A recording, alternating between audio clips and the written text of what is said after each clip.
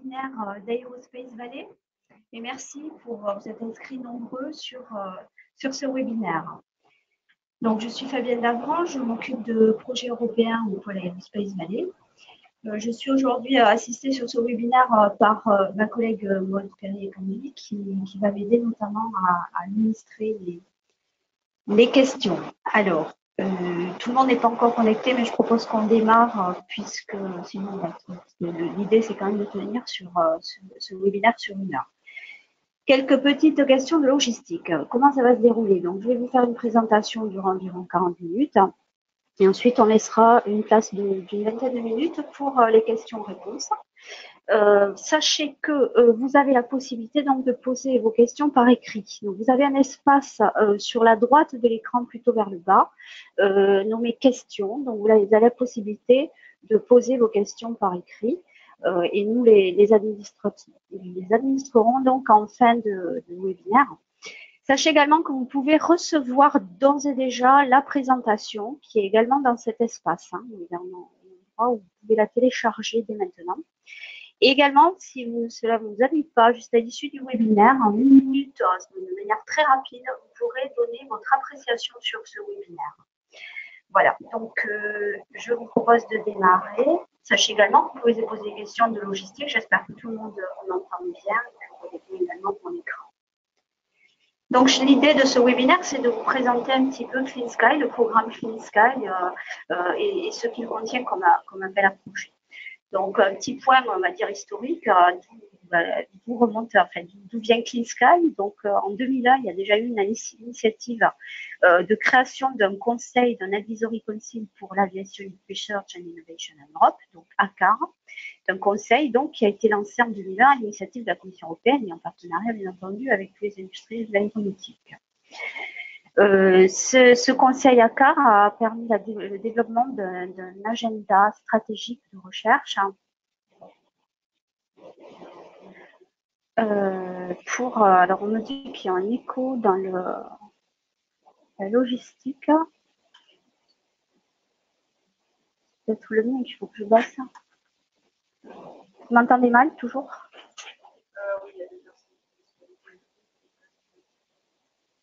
Alors attendez, si vous permettez, on va s'arrêter là pour essayer de résoudre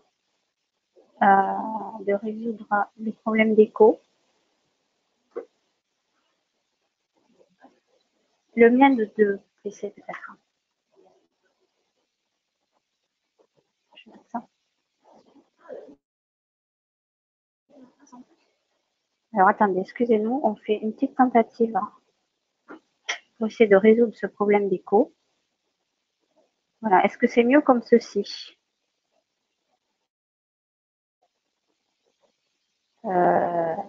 Bon. Toujours pas de réponse des participants. Alors, poursuivons. Et puis, là, on ne comprend pas pourquoi d'où peut venir l'écho. Voilà, on poursuit. Alors, je suis désolée pour ces désagréments techniques. Je vais essayer de poursuivre. Ou il y a encore des commentaires peut-être de... Pas de nouveaux commentaires? Bien, alors, on va essayer de poursuivre. Comment? C'est mieux. Bon, c'est peut-être l'écho de mon propre PC. Alors, donc, je poursuis donc l'histoire. Donc, 2001, création du conseil ACAR, qui a développé donc un agenda stratégique de recherche avec une vision à 2020. Voilà. Donc, à l'époque, on se donnait une vingtaine d'années donc pour améliorer l'avion. Et la création donc en 2007 du programme Clean Sky 1 avec le lancement du premier appel à projet Clean Sky en 2009. En 2011, il y a eu à nouveau des réflexions et un nouveau calendrier, donc cette fois avec un flight path à 2050 et un nouveau strategic agenda qui a été lancé et développé donc en 2012. Le programme Clean Sky 2 a été donc lancé en 2014 et il s'achèvera réellement en 2025. Donc, les objectifs de Clean Sky sont de 2 ordres, en fait. Donc, développer un système de transport aérien ultra green, donc réduire l'impact sur l'environnement, et de faire aussi que ce système de transport aérien soit hautement cost efficient, grâce au développement technologique et assurer ainsi répondre de manière claire et satisfaisante aux besoins sociétaux et sécuriser également le leadership européen en aéronautique.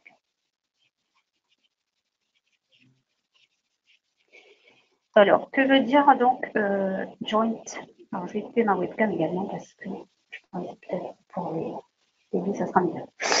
Donc, le programme Clean Sky, c'est ce qu'on appelle une GTI, donc une Joint Technological Initiative. Donc, l'objectif, comme ça a été dit précédemment, donc c'est de créer. Alors là, je vais vous parler de la GTI en fait. C'est quoi cet outil de GTI qui a été donc créé par la Commission européenne, qui concerne Clean Sky, mais on va voir concerne aussi d'autres programmes.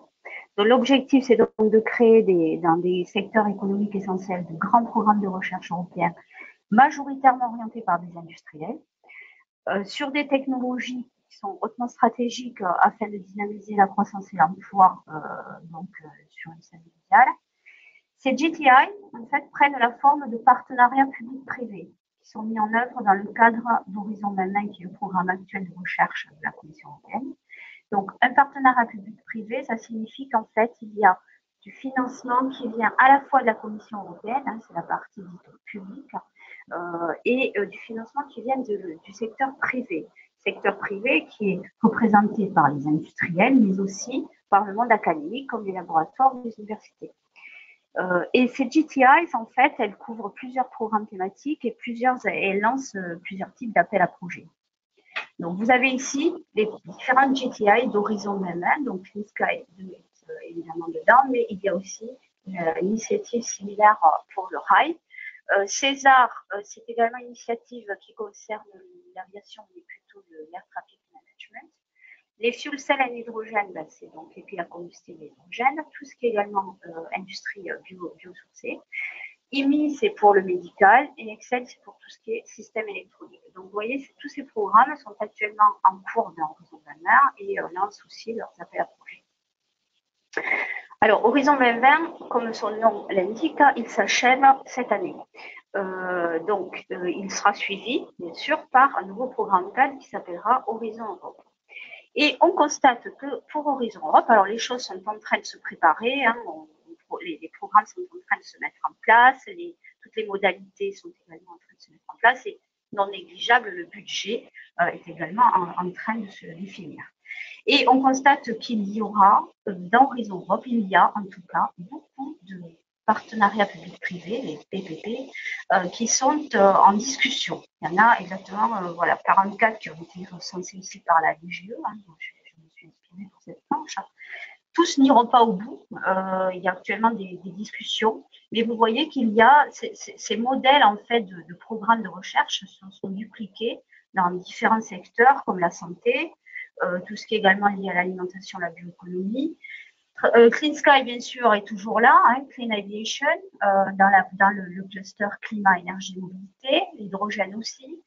Il y a des nouveaux, il y en a un qui se prépare autour de la mobilité autonome et connectée. Voilà, donc dans le numérique également, il y a des préparations de partenariats publics-privés. Voilà, donc tous n'iront pas au bout, mais sachez que c'est un modèle qui est actuellement très développé.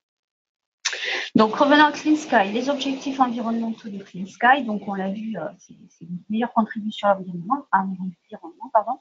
Donc, ils sont de 3 ordres. Réduction ici des émissions de CO2, réduction des émissions de NOx et réduction du bruit, tout en assurant en fait le leadership industriel et en assurant aussi la mobilité du secteur aérien.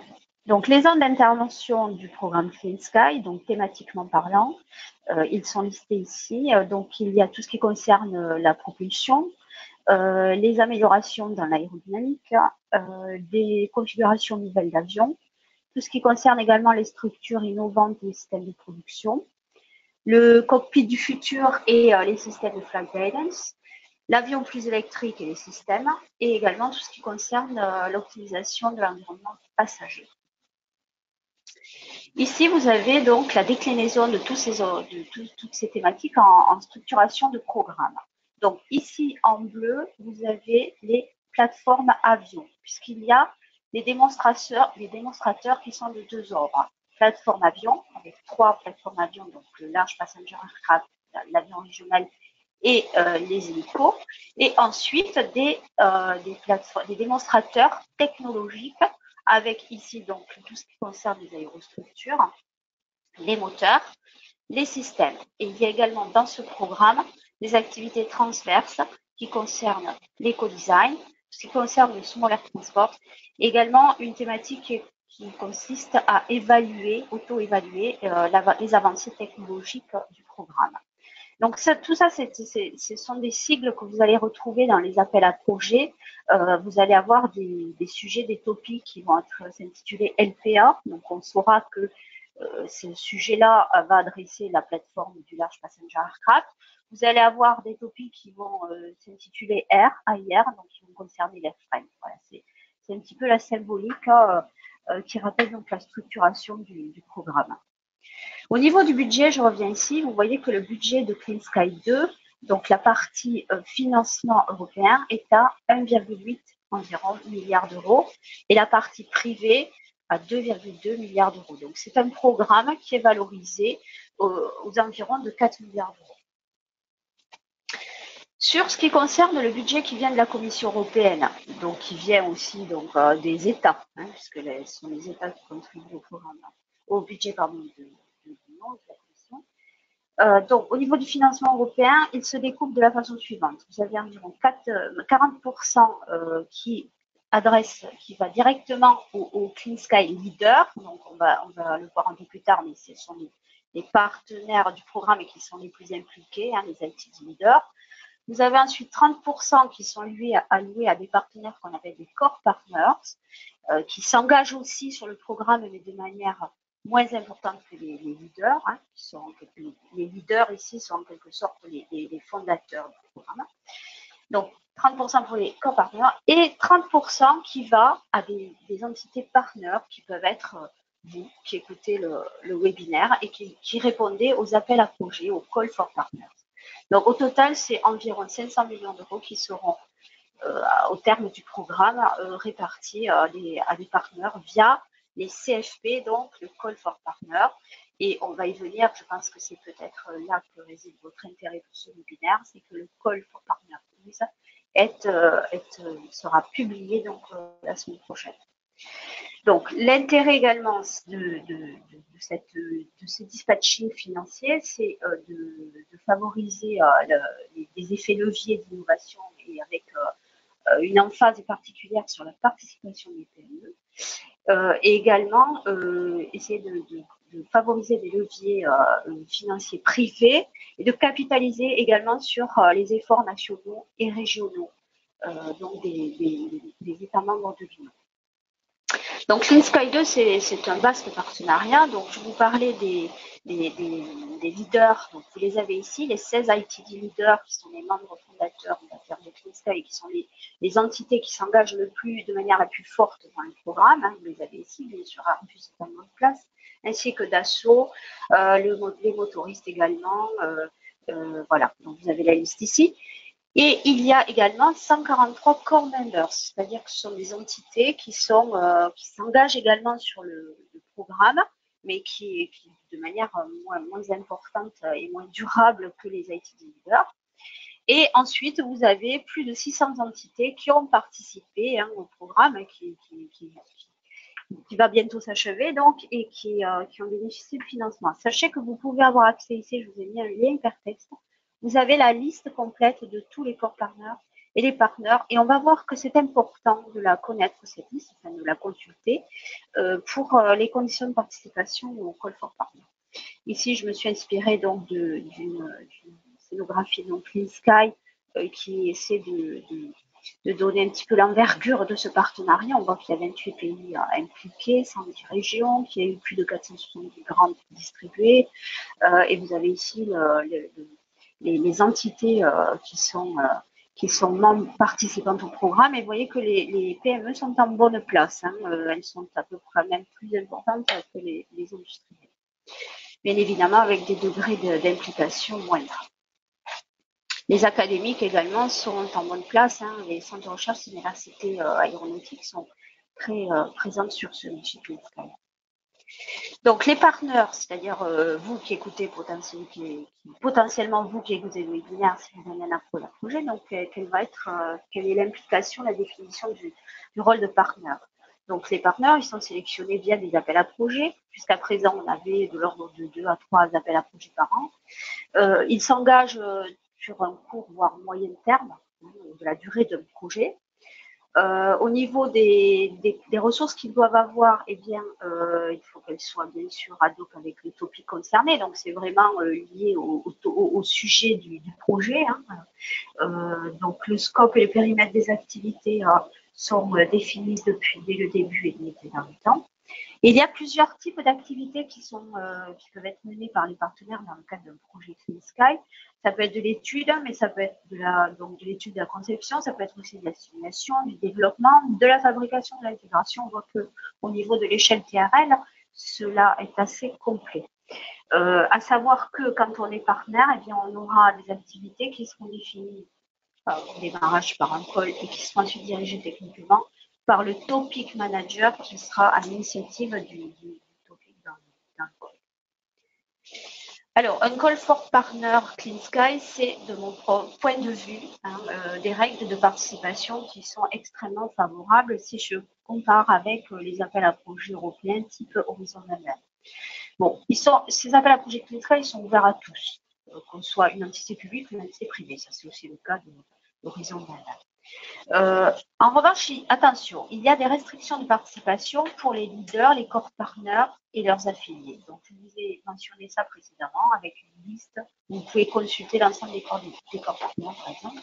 C'est-à-dire que là, on ne peut pas, si on est filiale d'un core partner, par exemple, ou si on est soi-même un core partner, on ne pourra pas participer à tous les topics du call parce qu'on est déjà engagé sur le programme et que donc cela fausserait la concurrence parce qu'on est susceptible d'avoir des informations complémentaires par rapport à une entité lambda. Donc, il faut bien faire attention à ça. Et donc, il y a des restrictions de participation, ce qui n'empêche pas. On peut quand même candidater, mais il faut le regarder avec soin. Bon, si on vient d'un pays de l'Union, bien sûr, on est éligible au Clean Sky, mais également pour des pays qui sont associés. Je pense par exemple aux Israéliens, aux Norvégiens, aux Suisses, ce ne sont pas des pays de l'Union européenne. En revanche, ils sont associés au programme cadre. Et donc, ils ont la possibilité de participer également au programme Clean Sky. On peut parfois avoir des pays tiers, c'est-à-dire des pays qui sont ni des pays de l'Union, ni des pays associés, qui peuvent participer, mais là, la participation doit rester exceptionnelle et doit être quand même validée par les autorités Clean Sky. La condition, c'est là que vraiment on est dans un schéma extrêmement favorable, c'est qu'on peut candidater seul ou en consortium. Tout est ouvert. Si vous prenez un appel à projet Horizon Même, vous avez obligation de constituer un consortium européen, alors que sur Clean Sky, on a cette dérogation qui est extrêmement favorable. Vous pouvez aussi candidater en franco-français, c'est-à-dire que si vous voulez vous associer entre Français, c'est tout à fait éligible. Bon, il faut répondre par contre aux skills et aux compétences qui sont mentionnés dans l'appel. Ça, c'est très important. J'y reviendrai un peu plus tard.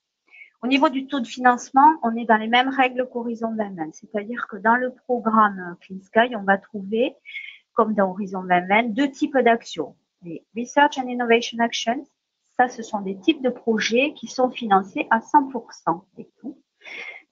Donc, c'est difficile de faire mieux. Et ensuite, on a des Innovation Actions qui sont un peu moins financées, donc à 70%, parce qu'en général, elles sont plus aval, elles ont un TRL plus élevé. Donc, elles sont un peu plus proches du marché, du coup, on les finance de manière moins importante. Pour les académiques et les non-profit organizations, que vous participez à une RIA ou une IA, vous êtes toujours financé à 100%. Les règles 100 et 70% s'adressent aux entités dites for profit, qui font du chiffre d'affaires. Et ensuite, là, sur ces coûts-là, vous allez rajouter 25% au titre des coûts indirects, que vous soyez une entité privée ou publique, vous avez toujours droit aux 25% de coûts indirects. Ça, c'est en fait les surcoûts de production, c'est les frais de structure des entités. Le time to grant, donc le time to grant, dans mon jargon, c'est en fait le temps qui va s'écouler entre la clôture de l'appel auquel vous candidatez et si vous gagnez le démarrage du contrat. Et bien là, à l'Europe, vous êtes, et sur Clean Sky particulièrement, vous êtes à maximum 8 mois. En principe, il y a 5 mois qui sont alloués pour l'évaluation des propositions et 3 mois pour la mise en place des contrats pour les propositions qui sont retenues pour financement. Voilà. Et l'innovation, souvent, et c'est, je pense, perçu de cette façon-là par le tissu, notamment des PME, c'est souvent une bonne passerelle, en fait, vers du business ou de la coopération industrielle, d'où l'intérêt aussi de contribuer.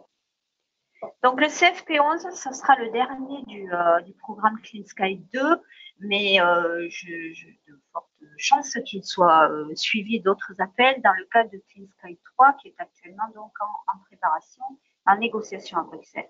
Donc ce Clean Sky, ce Call for Partner 11 va être publié normalement la semaine prochaine. On annonce le 14 janvier pour sa publication officielle.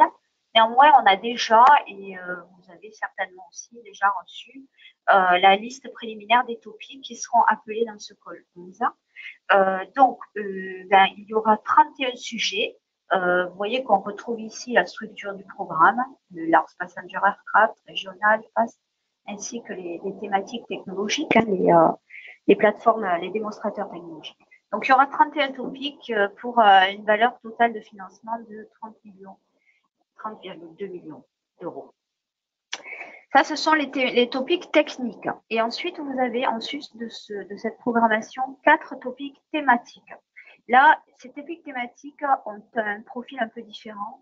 Ils sont plus larges au niveau de la prescription, c'est-à-dire que le sujet est donné, mais la possibilité dans la réponse, on peut proposer sa propre innovation. Ils sont moins, on va dire, prescrits, moins descriptifs que les topics techniques.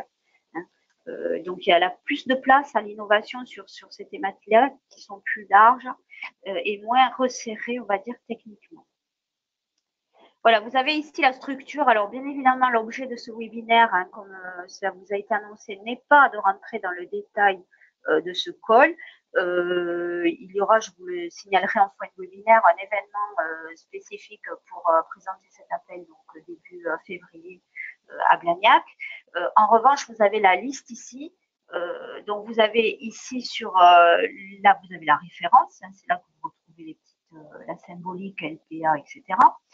Vous avez ici le titre, vous avez ici le type d'action, si c'est une action Area Research and Innovation Action (RIA). Vous avez ici la valeur de financement, le budget qui est indicatif que Clean Sky, c'est en quelque sorte la valorisation du projet pour ce qui est la subvention. Hein, et le topic leader qui est l'entité industrielle ou pas. Il y a d'ailleurs, il peut y avoir d'autres. Vous voyez, il y a une université ici qui a piloté un call, un topic. Donc, en tout cas, c'est le prescripteur de l'appel.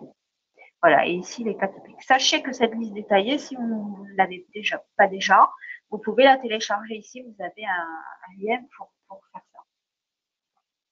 Donc, comme je vous disais, il va être publié le 14 janvier. Il devrait clôturer du coup le 28 avril à 17h. Hein. Alors là, c'est très précis, on y reviendra. Ici, un calendrier estimatif pour la suite de cet appel. Donc, la phase d'évaluation, elle va se dérouler entre mai et juin. Il y aura tout un système de FAQ, hein, des questions-réponses qui est mis en place, qui est très pratique. Je vous engage à suivre aussi attentivement si vous souhaitez répondre. Donc, vous avez jusqu'au 13 mars 2023, vous aurez, hein, dès lors que l'appel sera publié officiellement, vous aurez un lien pour poser vos questions à Clean Sky sur un topic qui vous intéresse. Vous pouvez poser des questions, qu'elles soient très techniques, hein, très pointues techniquement. Vous pouvez poser des questions beaucoup plus générales, administratives ou financières. Donc, vous avez jusqu'au 13 mars pour le faire. Et ensuite, Clean Sky publie des recueils de FAQ. Donc, il y en a un qui est d'office publié le 14 janvier, donc à la publication de l'appel. Et ensuite, il y aura 2 sessions de FAQ qui seront à nouveau publiées, donc en février, en mars. C'est très intéressant de suivre ces FAQ parce que vous pouvez aussi profiter des réponses qui sont apportées à des questions posées par d'autres entités. Évidemment, ces FAQ sont anonymes, on ne sait pas qui a posé la question. Mais si vous devez répondre à l'appel, il faudra toujours les suivre pour essayer de voir s'il n'y a pas des infos complémentaires au travers de réponses à des questions. Ensuite, les auditions techniques et les négociations contractuelles pour les lauréats, ce sera en fait troisième ou quatrième trimestre. Pour un démarrage des activités, peut-être avant la fin, j'ai fait une petite erreur sur ma planche, hein, évidemment, c'est quatrième trimestre 2020 ou premier trimestre 2021. Ces dates vous seront précisées dès que l'appel sera sorti officiellement. Ce sont des estimations que j'ai faites. Voilà, donc ici, vous avez donc, je vous ai fait une planche pour que vous compreniez bien le jargon entre call et topic. Donc, vous avez compris le call for partner, il est constitué de plusieurs topics. Les topics, en fait, c'est des sujets de recherche, des sujets de projet. Chaque topic c'est décrit en détail, en fait, les activités à mener, les résultats à obtenir, le montant de la subvention, donc la valeur indicative en millions d'euros que Clean Sky estime pour ce sujet-là. Mentionne également les skills and competencies, donc les capacités, les compétences et parfois les certifications qui sont requises pour réaliser le projet. Il vous précise également le calendrier de réalisation et les livrables et les jalons du projet. C'est vraiment la particularité du programme Clean Sky que vous ne retrouverez pas dans des appels européens type Horizon 2020, c'est que les appels sont très, très prescriptifs et on vous dit vraiment, le topic manager qui est derrière l'appel vous dit précisément ce qu'il attend des réponses. Voilà, vous avez ici la structure en fait d'un topic. Donc vous voyez ici, vous avez bon, certaines récaps donc à la fois du type d'action, de quel, bien sûr, il y a pour Clean Sky un work plan qui est très, très vaste, très tentaculaire, hein, parce que un programme à 4 milliards d'euros, vous pouvez bien imaginer qu'il est très dense. Donc voilà, vous avez vous savez ici à quel package du work plan il se réfère. Vous avez ici la valeur indicative de financement, qui a piloté le call, etc. Et ici, voilà, on commence à la description. Vous avez un petit short description, encore des détails sur le work plan ici. Puis là, on démarre la description du topic. Donc, vous avez un petit paragraphe pour le background. Vous avez le scope of work. Donc là, vous avez les tâches. En quelque sorte, ici se trouve le work plan de votre projet, hein, puisque vous devrez suivre quand même ce qui est demandé. Vous avez ici la due date. Vous avez ici les dates de livraison. Ici, les principaux les livrables et les jalons. Hein, les milestones, c'est les jalons. Et cette partie qui est extrêmement importante, qui sont les Special Skills, Capabilities and Certification. Et là, j'ai tendance à dire que c'est un point clé pour savoir si vous, seul, vous pouvez répondre à l'appel ou s'il vous faut créer un consortium. Puisque là, il faut quand même couvrir, c'est expected from the applicant, mais en réalité, derrière expected, il y a quasi mandatory. Donc en fait, si vous n'êtes pas capable seul de couvrir tous ces special skills, mais il faudra que vous associez avec des partenaires pour dérouler ce projet. Voilà. Donc sachez que tous ces calls, ils sont également inscrits sur le portail du participant, le Funding and Tenders Opportunity Portal de la Commission européenne. Sachez que là-dessus, je prépare un webinaire que je ferai probablement aux alentours du mois de mars pour vous présenter les méandres de ce portail du participant qui est extrêmement dense mais qui contient absolument toute l'information si vous candidatez au projet européen. Donc sur ce site, vous allez retrouver tous les documents liés à l'appel. Vous voyez que les documents d'un call Clean Sky, ils sont très nombreux. Vous avez tous les modèles de candidature, enfin des templates à utiliser pour répondre à l'appel. Vous avez le fameux work plan tentaculaire de Clean Sky. Vous avez les modèles, tout est transparent, je dirais de manière générale à l'Europe. C'est-à-dire que vous avez même le modèle du contrat qui, si vous gagnez, va vous lier à Clean Sky et à la Commission européenne. Donc la transparence est totale sur les financements européens. Et c'est également sur ce portail que vous allez déposer vos candidatures si vous candidatez. Voilà, c'est ce que l'Europe appelle un one-stop shop. Sur Clean Sky comme sur Horizon Nanan ailleurs, tout se fait de manière électronique, hein, que ce soit les dépôts de candidature, les dépôts du livrable quand vous avez gagné, la gestion du projet, etc. Il n'y a aucun échange de papier, tout est électronique. Donc, ça signifie qu'il faut quand même s'acquitter de nombreuses formalités administratives et je vous engage vraiment à les démarrer au plus tôt, ces formalités. Je vous engage à voilà, à le faire le plus tôt possible, parce que c'est pas parce que vous demandez vos codes électroniques maintenant que vous êtes tenu de candidater. Il peut ne rien se passer. Vous avez vos codes et même si vous candidatez pas tout de suite, ça ne posera aucun problème. Donc, soumission électronique, ça signifie qu'il faut avoir des codes pour un compte ECAS, c'est le système d'authentification en fait de la Commission européenne. Il vous faut aussi un PIC code, c'est-à-dire un Participant Identification Code, qui va décrire, vous donner le nom légal de votre entité, un certain nombre de renseignements de premier niveau, mais c'est en quelque sorte l'encodage électronique de votre entité pour pouvoir participer. Donc il y a un PIC par Legal Entity.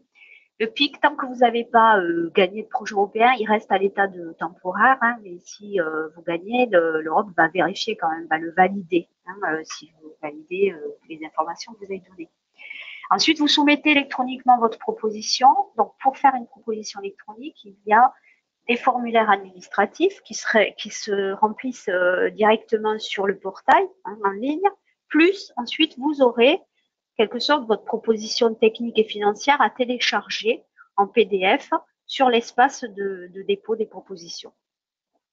Évidemment, je vous engage à sauver et à soumettre assez tôt.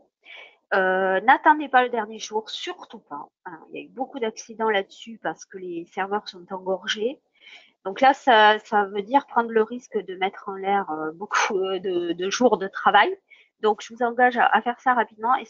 Parce que la possibilité qui vous est donnée, c'est de faire des mises à jour régulières et ne sera évalué que ce qui est présent sur la plateforme à l'heure de clôture de l'appel. Donc, surtout, n'hésitez pas à déposer et ensuite à updater vos propositions. Si vous gagnez, vous allez faire toute une procédure de contractualisation électronique également. Et donc, une fois que vous aurez gagné, il faudra que vous déposiez des livrables, etc., des rapports d'avancement. Tout ça, vous le ferez de manière électronique sur le portail. Les formulaires pour déposer une proposition Clean Sky, donc il y a la partie administrative, comme je vous l'ai dit, qui est à faire en ligne. Et ensuite, et ça c'est important aussi, il y a 3 parties. Partie B1, on va dire, c'est la partie technico-financière de votre projet. Voilà. La partie B2, c'est là où vous allez décrire, vous, si vous êtes unique participant, vous décrivez, ou tous les membres du consortium, si vous répondez en consortium. Il y a aussi une partie dédiée à l'éthique et aux questions de sécurité. Et ensuite, il y a la partie D. Alors, c'est pas vraiment une partie à part entière, c'est une déclaration. C'est en fait un formulaire où vous déclarez que vous n'êtes pas affilié à un core member ou un private member. Enfin, il n'y a pas de conflit d'intérêt à ce que vous répondiez à cet appel. Et surtout, toutes ces parties-là sont obligatoires. Si vous ne réunissez pas toutes ces propositions, votre réponse ne sera pas éligible. Il y a également une partie qui s'appelle la part C, qu'on appelle aussi la part ESIF, qui est celle-là optionnelle. Hein. Vous pouvez, ce n'est pas une obligation de la déposer. Alors, c'est quoi cette part C? Donc, en fait, le Clean Sky et l'Europe en général, la Commission européenne, cherche à favoriser la synergie entre les fonds dédiés à l'innovation. Donc, l'idée, c'est de créer des passerelles et des liens entre les différentes sources de financement dédiées à l'innovation. En particulier, les fonds ESIF. Donc, les fonds ESIF, c'est les European Structural and Investment Funds. C'est en fait les fonds régionaux, les FEDER, que reçoivent les régions pour financer également les programmes d'innovation. Ça veut dire que quand on remplit cette part C de la proposition, on demande à avoir des activités complémentaires qui peuvent être financées par ces fonds régionaux, en l'occurrence par vos régions d'appartenance. Voilà. Donc sachez qu'il y a vos deux régions, les 2 régions du pôle aérospace Valley, qui sont l'Occitanie et la Nouvelle-Aquitaine, ont signé des accords de coopération avec Clean Sky et à ce titre peuvent être mobilisés pour financer justement ces actions qui pourraient faire partie donc d'un work package ESIF, donc d'une partie de proposition.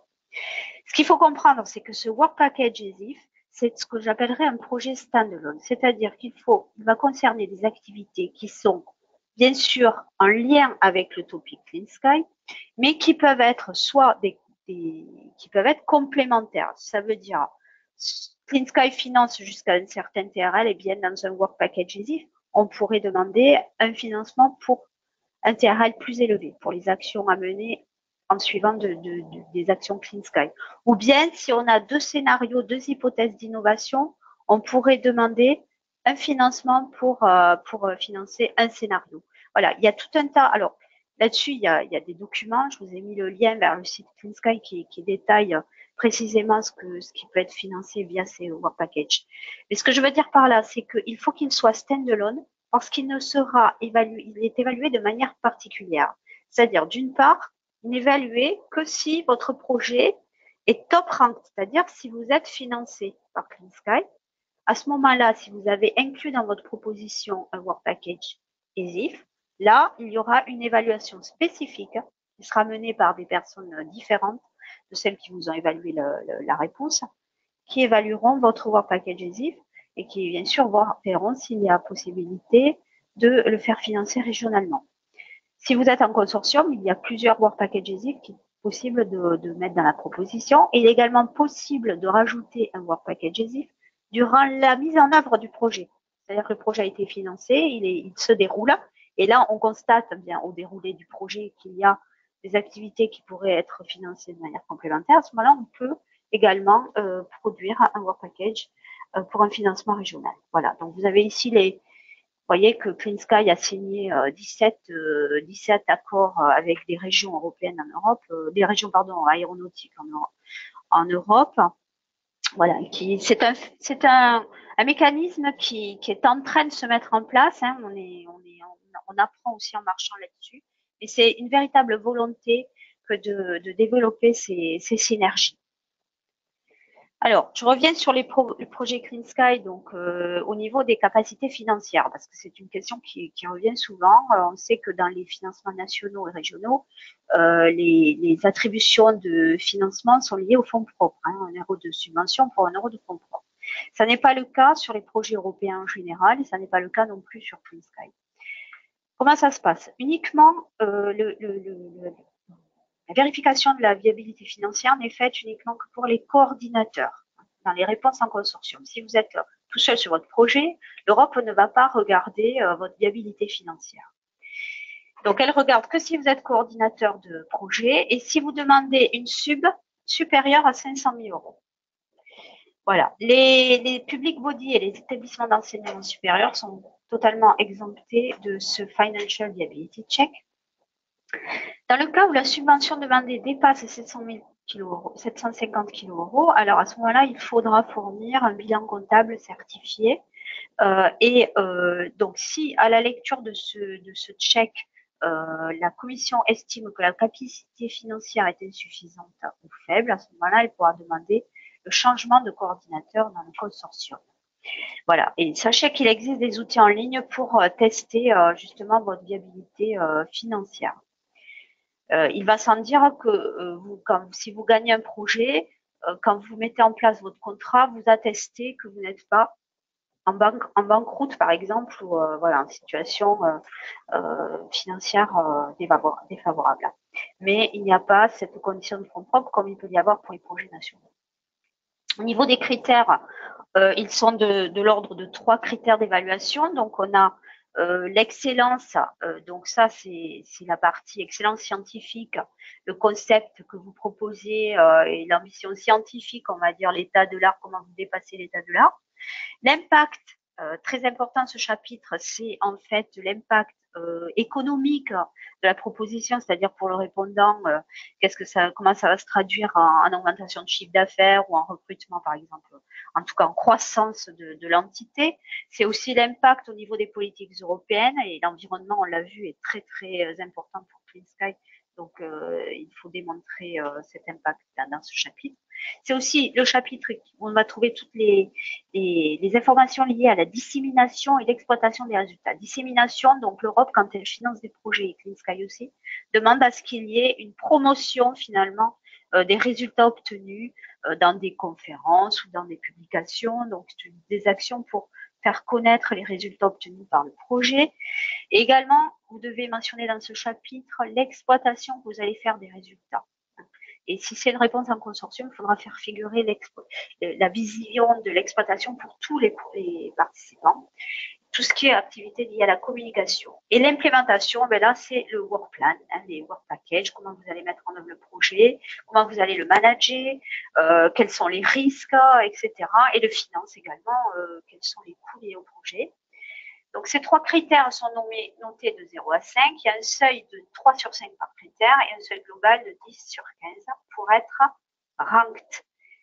Voilà. Donc, chaque projet, chaque candidature reçoit une ESR, une Evaluation Summary Report, et ensuite une ranking list qui est établie. Mais voilà, sur Clean Sky, la particularité, c'est qu'il n'y a qu'un seul gagnant par topic.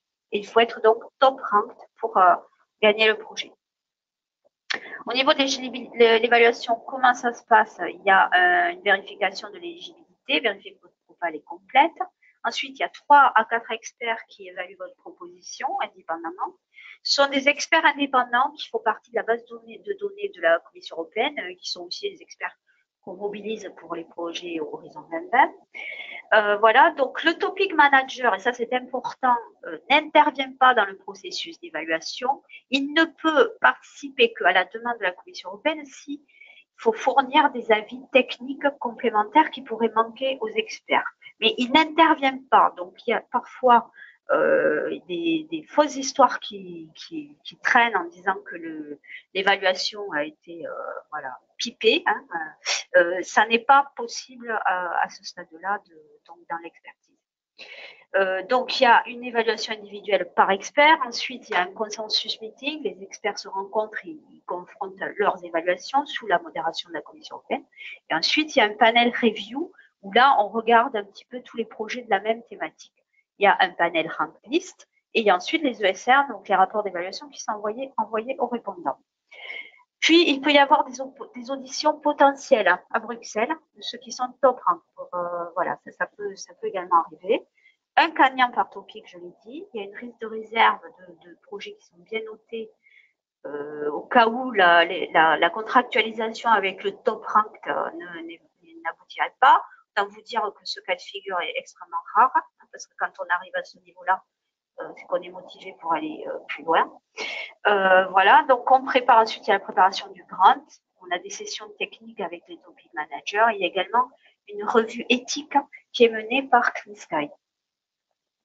Vous avez ici la contractualisation, donc vous avez plusieurs, si vous gagnez, vous allez contractualiser de 2 façons. Vous allez avoir un grant agreement ou un grant agreement avec la Commission européenne. Et vous allez avoir un implementation agreement ici avec le topic manager. Ce sera 2 contrats qui ne vont pas se contredire l'un et l'autre, mais qui vont se complémenter. Et il faudra également, pour les réponses en consortium, établir un consortium agreement. Voilà, donc comment ça se passe? Grant agreement avec la Commission, un implementation agreement bilatéral avec le topic manager, qui donc notamment passe en revue un certain nombre de choses, hein, comme les droits et obligations, la coordination du travail, la responsabilité, etc.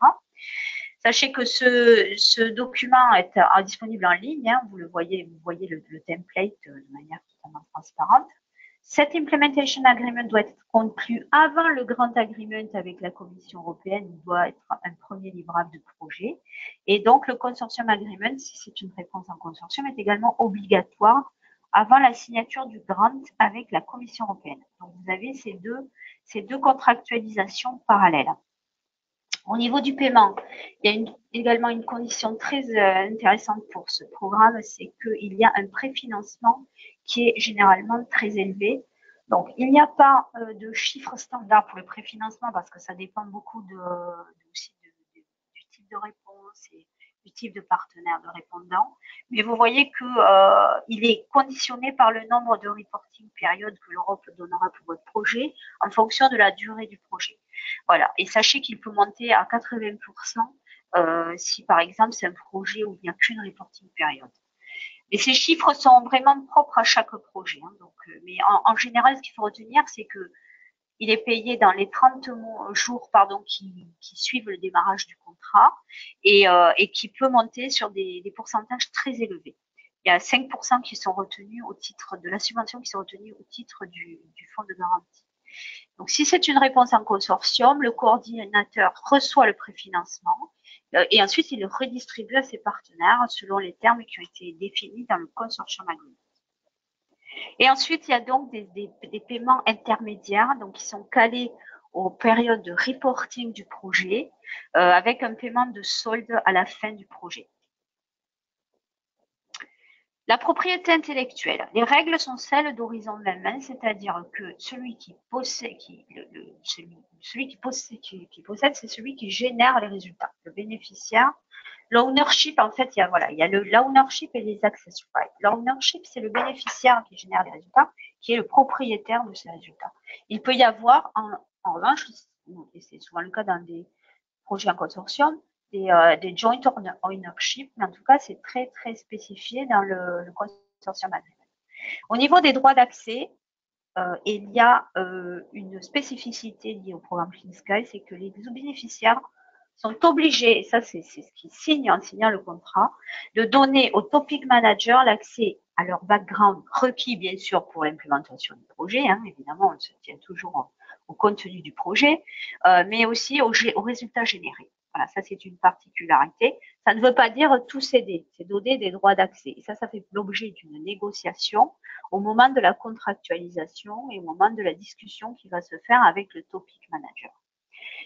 Sachez que la GU Clean Sky, c'est-à-dire les officers qui administrent le programme, sont également là, peuvent être mobilisés s'il y a des discussions qui se passent mal ou qui s'éternisent, hein, parce que voilà, ils ont un rôle de neutralité et donc ils peuvent intervenir. Parce que l'idée n'est pas non plus de tout donner, de se faire déposséder, hein, mais en même temps, il ne faut pas non plus tout garder. Donc, il faut trouver un juste accord. Également, il y a obligation de faire de la promotion, comme je vous l'ai dit, donc des résultats. Et là, il faut s'astreindre à certaines conditions. C'est-à-dire qu'il faut, quand on fait de la promotion des résultats, il faut mettre le logo Clean Sky, il faut mettre l'emblème, etc. Mais ça, c'est toujours le cas quand on bénéficie de financement de l'Europe. L'Open Research Data, ça c'est un pilote qui est implémenté par la Commission européenne et qui également qui se pratique également sur le programme Clean Sky, c'est-à-dire que l'Europe elle veut mettre un maximum de données en open access. Voilà, donc ce sont des données qui sont digitales, hein, évidemment. Donc ce sont des données qui sont par exemple des statistiques, des mesures des images. Donc ça les types de données qui sont concernés par cette Open Research Data Pilot, c'est des données qu'on trouve dans des publications scientifiques, mais ça peut être aussi des données qui sont propres au projet, qui dans ce cas font l'objet d'un data management plan qu'il faut mettre dans la réponse. Ceci dit, c'est une démarche qui est entreprise par l'Europe et par Clean Sky, mais qui n'est pas obligatoire. C'est-à-dire que la question, il faudra répondre dans votre proposition si vous optez pour la participation à ce pilot ou non. Vous avez la possibilité de ne pas mettre de données de recherche en open. Voilà. Si vous dites que oui, en revanche, là, il faudra que vous fournissiez un data management plan dans les 6 mois qui suivent le démarrage du contrat. Et si vous avez dit oui et qu'après finalement vous vous rendez compte que votre projet ne produit pas de recherche intéressante à mettre en libre accès, à ce moment-là, vous pouvez opt-out. Voilà. Bon, j'arrive au bout. Alors, j'ai un peu débordé, mais je pense qu'on n'est pas trop mal dans le timing. Juste un petit mot pour ce qu'on fait à Aerospace Valley pour nos adhérents en matière de projet européen. Sachez qu'on fait de la veille sur les appels à projets. Donc, Clean Sky, bien sûr, ça concerne une majorité de nos adhérents, mais pas que. Hein, on regarde ça de manière très large. Donc, on fait de la veille et on va d'ailleurs, on est en train de réfléchir à des solutions pour améliorer encore plus cette veille et l'étendre notamment à tout ce qui est call for tenders, les appels d'offres. On donne du conseil, de l'orientation, on fait du diagnostic personnalisé. Si un adhérent vient nous voir et voilà, on peut lui faire un petit diagnostic sur ce qu'on pense bon pour son innovation et quelles sont les pistes qui seraient susceptibles d'utiliser. On accompagne au montage, mais bon, sachez qu'on n'écrit pas les propositions. En revanche, on vous suit tout au long du montage. On vous aide aussi à rechercher vos partenaires. Alors sur Clean Sky, vous avez vu qu'on peut participer en national, donc on a un grand réseau avec de nombreux adhérents On peut aussi favoriser l'émergence de consortiums au sein des adhérents Aerospace Valley, où on peut aller vous chercher vos partenaires à l'Europe. On relie vos propositions et si vous nous le demandez, on vous fait des lettres de soutien. On relie ces propositions et on peut aussi, voilà, grâce à nos ingénieurs détachés, relire vos propositions sur la technique également, si vous le souhaitez. Pour Clean Sky, on a fait depuis de nombreuses années des opérations spécifiques, hein, c'est-à-dire qu'on essaie d'anticiper au plus tôt la publication des appels pour gagner du temps pour le montage des propositions. Nos ingénieurs lisent les topics et les redirigent ensuite vers les adhérents dont on pense qu'ils ont des capacités à répondre. Donc, on est très proactif là-dessus. On fait de l'information ciblée, du diagnostic. On accompagne aussi, encore une fois, à la rédaction ou au montage de propositions. On relie et on soutient si vous le souhaitez. Donc, depuis 2013, on a suivi une douzaine d'appels. Par appel, on contacte de l'ordre de 80 adhérents, à peu près, ça dépend, ça varie selon les appels, et tout ça a permis de générer une cinquantaine de propositions. Les événements à venir, ne loupez pas, donc il y a plusieurs infodays, il y a 2 infodays en fait, pas plusieurs. Il y a l'infoday vraiment, on va dire, en titre, qui se fera à Bruxelles le 28 janvier. Donc si vous souhaitez y assister, vous pouvez déjà vous inscrire. Je pense que les inscriptions sont ouvertes. En revanche, ça se passera à Bruxelles. Hein. Il faut aller à Bruxelles.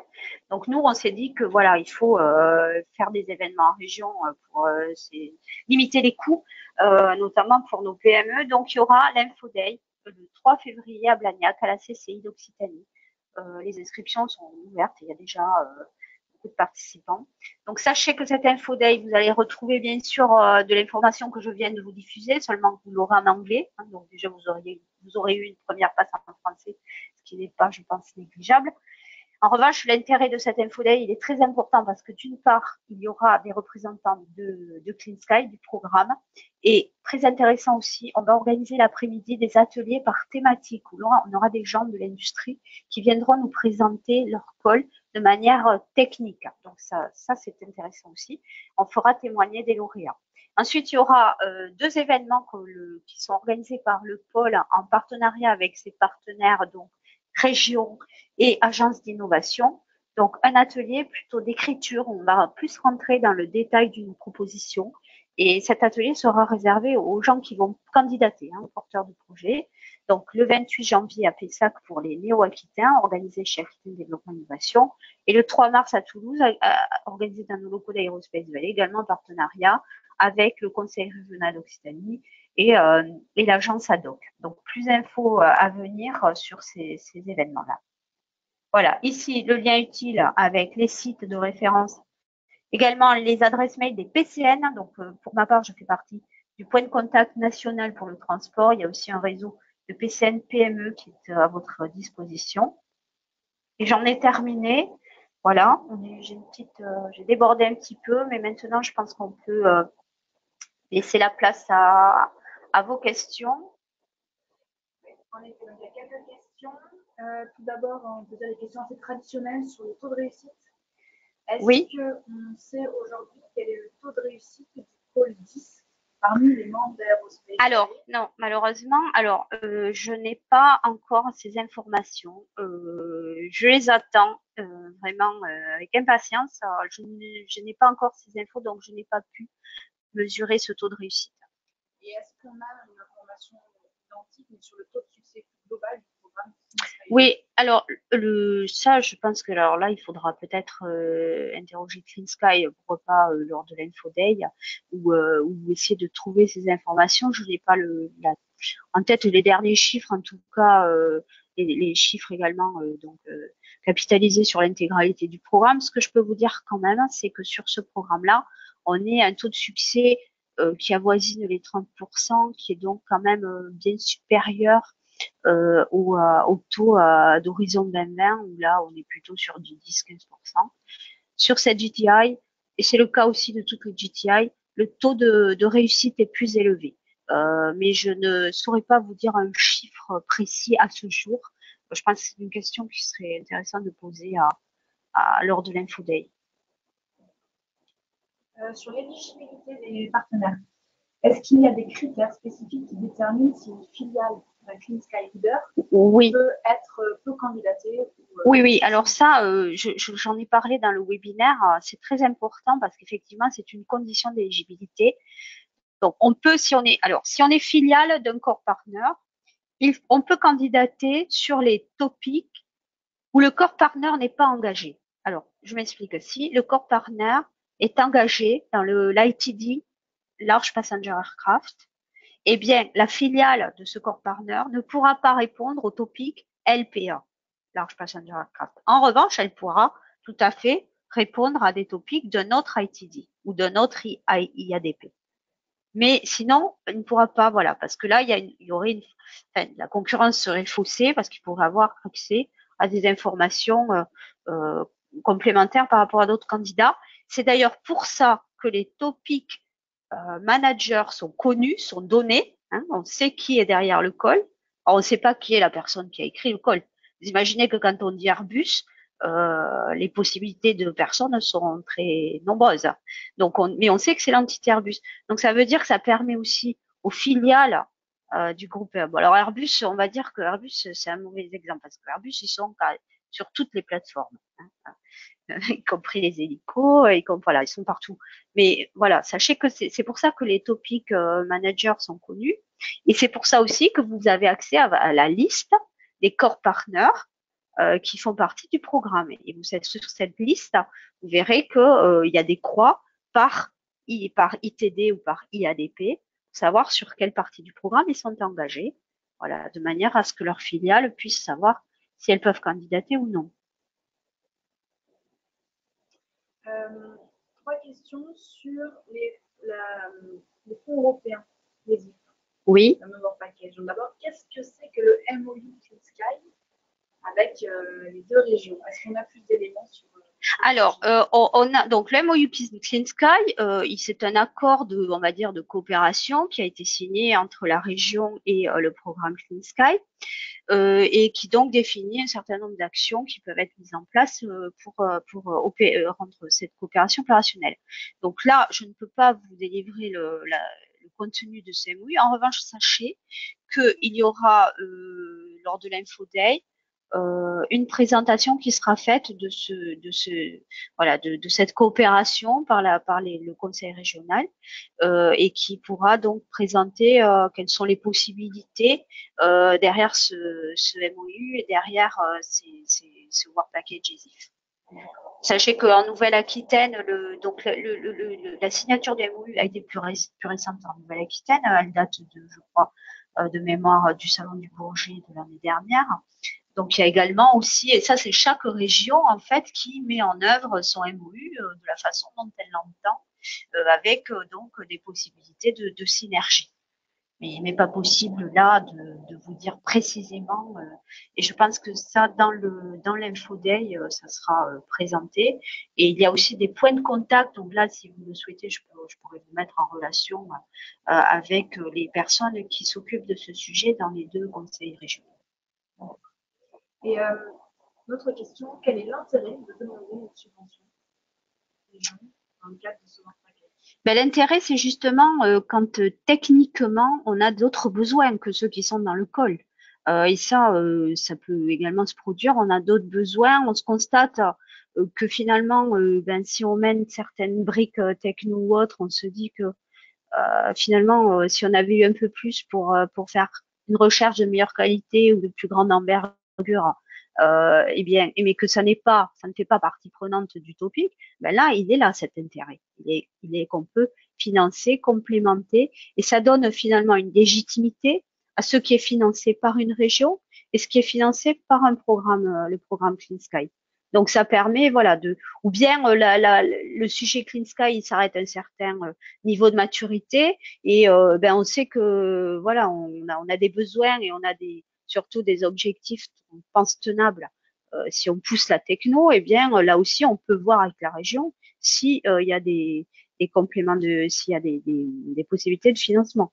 Donc alors ce qui se passe de manière totalement transparente, ce qui se passe, c'est que c'est encore pas très bien, je pense, compris et connu, et que les gens, quand ils font un projet Clean Sky, c'est déjà un gros effort hein, de rédiger une proposition. Et donc, bon, on va dire que c'est quelque chose qui semble un peu accessoire, mais il faut pas voir ça comme une contrainte supplémentaire, mais plutôt comme une opportunité, une chance de complémenter le projet par ces activités-là.